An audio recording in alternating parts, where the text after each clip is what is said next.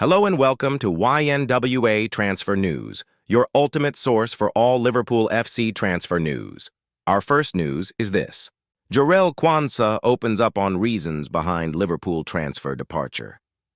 Arne Slot set the tone in his first-ever Liverpool game, hooking Jarell Quansah for Ibrahima Konate at halftime after being unhappy with what he had seen. A year later, the young centre-back was out of the club. However that may look, the writing was far from on the wall, despite the player and coach getting off on the wrong foot.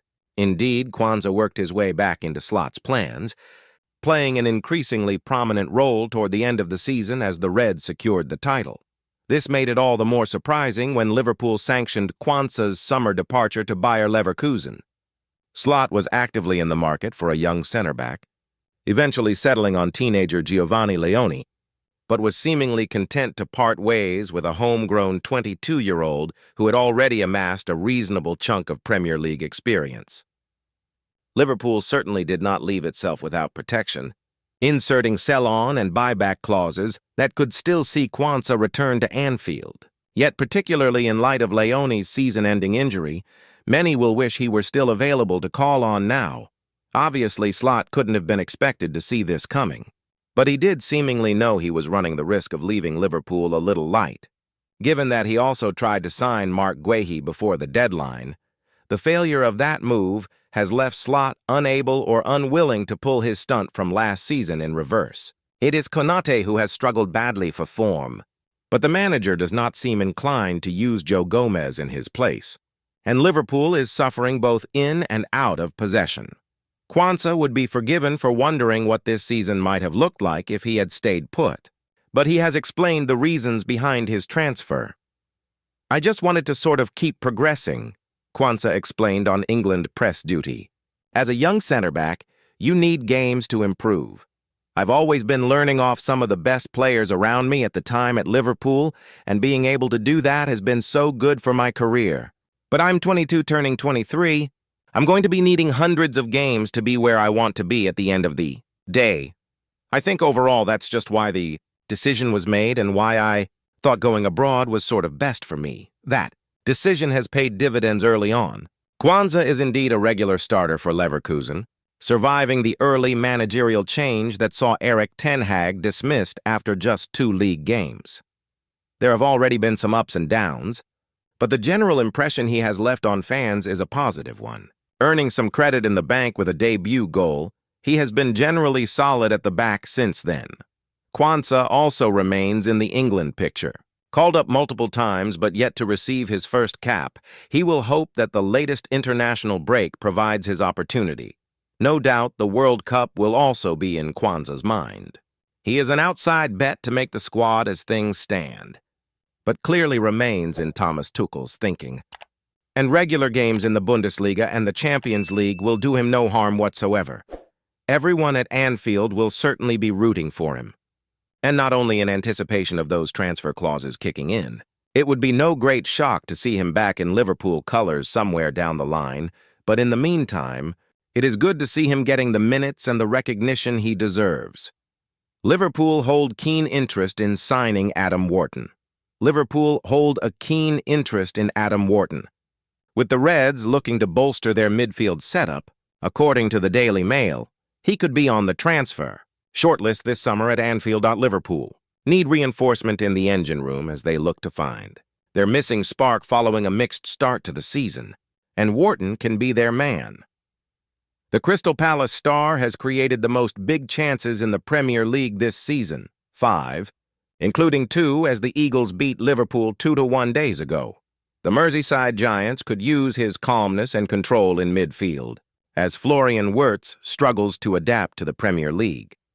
Liverpool midfielder Alexis Mac Allister has also been disappointing. Failing to hit the heights of last season, Chelsea and Manchester City are also interested in the Liverpool target, who has been lauded as an excellent midfielder.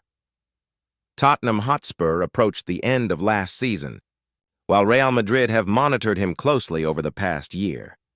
Bayern Munich also compiled detailed reports and made inquiries about the Crystal Palace ace, who was signed from Blackburn Rovers for a bargain $18 million in 2024. He is now valued at around $75 million, but Crystal Palace, aware of the growing queue of admirers, are already moving to secure their prized asset. The South London club are preparing to offer Wharton improved terms and a potential release clause as part of a new deal. This new control will reward his rapid rise and safeguard his long-term, valued newly appointed sporting director. Matt Hobbs is taking the lead on the project, determined to strengthen and protect Oliver Glasner's squad after a frustrating summer in which Palace missed out on several key targets. The aim now is to ensure that, even if Wharton's trajectory continues to attract Europe's elite, such as Liverpool, Palace remain in control of his future. 51mm midfielder solves all of Liverpool's problems. Liverpool need more progression in the middle of the park, and one midfielder can solve that issue. With 3 back-to-back defeats, the Reds are in a bit of a rough patch at the moment. There's a silver lining that they are still only 1 point behind Arsenal at the top of the Premier League table. It's all still to play for, and this isn't a crisis point just yet for Arne Slot's side. However, it's important to acknowledge performances haven't been as Liverpool will have expected. One area where the Reds are struggling is in their build-up play. For almost a decade now, even before Slot took charge, the build-up was concentrated on Trent Alexander-Arnold. He was an essential pillar to picking the ball up deep and getting the Reds into the right areas. Having departed this summer, Liverpool haven't really replaced him. Slot has been trying to. Not with the players he has at right back, but by converting Dominik Szoboszlai into that position. This is something the Hungarian has transitioned to well. However, when he does play as a right back, the Reds, while are much better in their build-up, they lack press in the opposition's final third, which Szoboszlai offered so well from midfield. So Slot has a dilemma. He is essentially losing 2 key players in his system, with Szoboszlai playing the right back role because Alexander-Arnold is gone and the Reds' number 8 is not playing in his accustomed role. The problem for the Dutchman is that the system he wants to play, the build-up from the back akin to total football, isn't suited to the players he has at his disposal. Slot needs midfielders who are progressive in nature and who can fill Alexander-Arnold's void, not from right back. You're never going to get a player of his quality in that position again. He's generational. Instead, Slot needs the build-up to be happening in the middle of the park. There is Alexis Mac Allister is capable of performing that role to an extent. However, he's not fully fit, and he doesn't have the off-the-ball qualities in order to make him a proper slot midfielder. There is someone who does possess those traits and who would be the perfect midfielder to fix all of the club's problems. Elliot Anderson is getting a lot of praise at the moment, and rightfully so. His performances have been top class for Nottingham Forest so far this season. Anderson is probably one of the best English midfielders in Europe right now. Alongside Declan Rice, and a big factor in that is his ability to play out from deep and get the ball into the right channels. As per FBref, he has made the passes into the opposition's final third, 64, and the most progressive passes, 62, in the Premier League so far this season, putting him into this team with the physicality that he has could be the perfect solution, especially while he plays alongside Ryan Gravenberch. Football Transfers values him at 51 dollars, which would make him an absolute bargain too.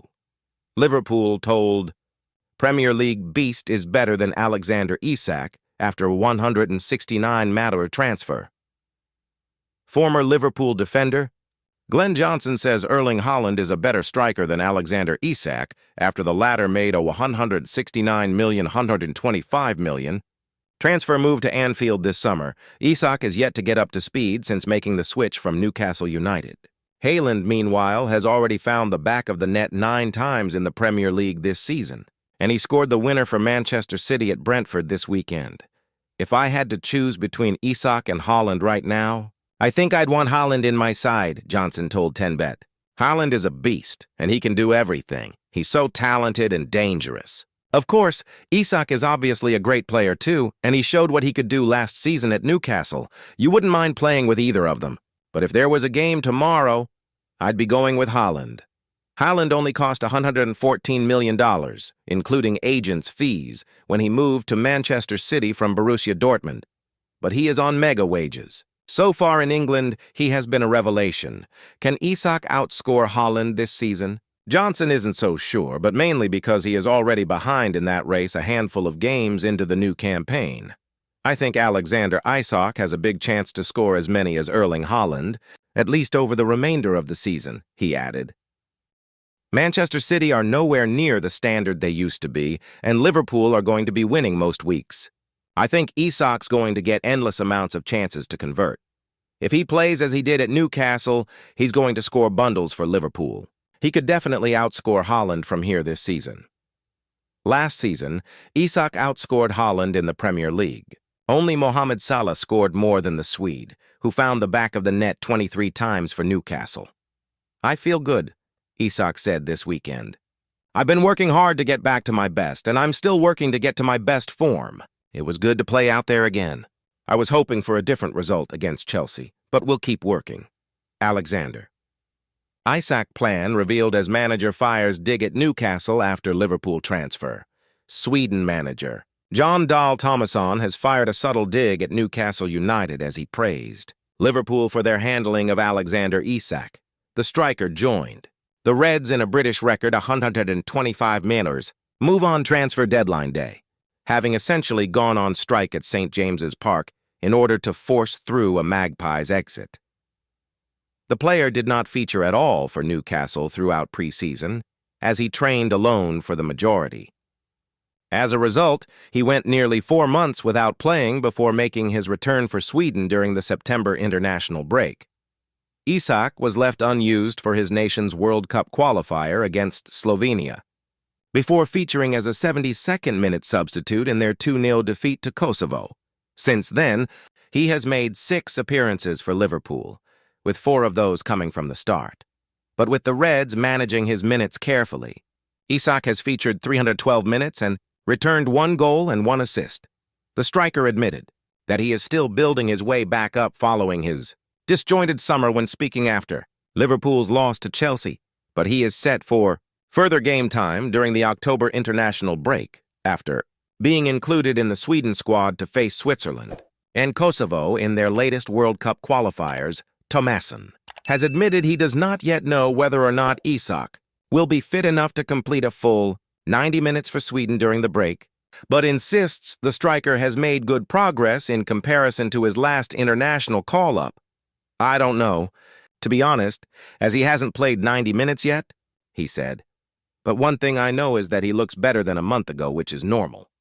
He also made an excellent assist this weekend against Chelsea. I don't know if it's a long way until he is back to his best, but we're getting closer as you need 6 weeks in a preseason. First, you play 45 minutes, then 60 minutes, 75 minutes, and 90 minutes. Then you need another 3 weeks to be at your best. That's normal. Whether it will be 90 minutes also depends on the matches, so I can't give a good answer about that. We need to look at the players individually, and we get data from the clubs regarding what the players can do physically, and whether they can play 90 minutes or not twice. I think Alexander is a good example in terms of how Liverpool have handled him in an excellent way. Normally, you need a 6-week preseason and then another 3 weeks to really be at your best. He has his own preseason and plays competitive games. It's a tough way to get fit, but they've handled it well. I think he has done very well. When you come to a new club, it is normal that it can take time to interact with the new teammates. He is doing his preseason with competitive matches, and I think he and Liverpool have handled it very well. If you look at the way he plays, the way he moves is top class. I still think he is very good.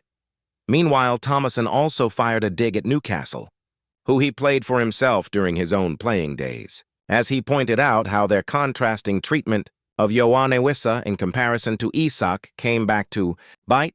The DR Congo international joined the Magpies in a 55-minute deal from Brentford on transfer deadline as one of 2 replacements for Isak, having also endured a disjointed summer as he too looked to force through a transfer. But the 29-year-old is yet to play for his new club, having picked up a knee injury during the September international break, and is not expected to return until November. We can't change the situation with Isak, Tomasson said. I'm just happy that Liverpool are doing the same thing I would have done. You can see what Newcastle did with YNWA, who came in instead of Isak. He played international matches with Congo straight away and is now injured. He is still injured. That's also a reason why we couldn't play him so much last month. We need a good Isak this month and next month. That's how we plan, while Liverpool have done really well. Thank you for watching. Like and comment. Subscribe.